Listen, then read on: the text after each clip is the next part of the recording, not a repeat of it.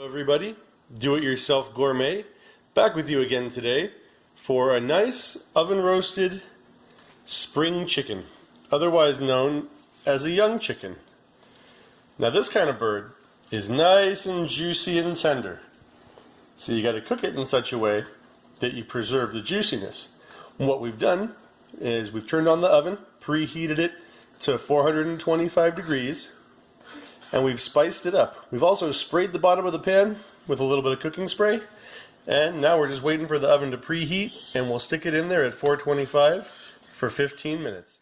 And now we've got the oven at 425. We're putting the whole bird in, breast side down for most of the cooking until the very end, right in the middle of that rack. 425, we're going to let it go for 15 minutes, then we're going to turn the heat down.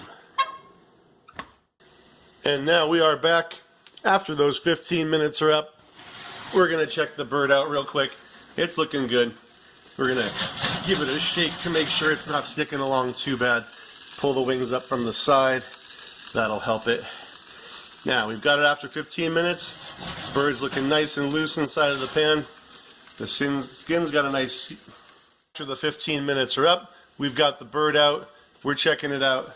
We're going to lower the heat down to about 270 degrees. And then we're going to let it cook nice and slow for about 35 minutes. So, now that we've checked it out, we're going to put it back in. We gave it a little shake to make sure it wasn't sticking. Lower that heat down. And we'll be back in about 30 minutes. Alright, now we are back. Now 15 minutes is what I told you before. But I ended up kicking it an extra 3 minutes. So we're going to call it 18 minutes if you want to just hang it in there. I'm going to scoot around the edges of this, because what we're going to do now is give the bird a nice good flip. And if you see, it doesn't take too much, considering that the bird is nice and crispy at this point. Now, this is the fun part. You utilize it, you flip it. Usually if you take the tail and go end over neck, it works pretty decently. And now what will have happened is the juices went from the back into the breast. And so now you're going to finish it off in there. We're going to take it back up to 425. We're going to put it in. And we're going to give it about 10 minutes at 425, and then we're going to go into a low broil. So we'll be back in 10 after it goes. Now we are back at the final stage, and this is what you call a nice done bird.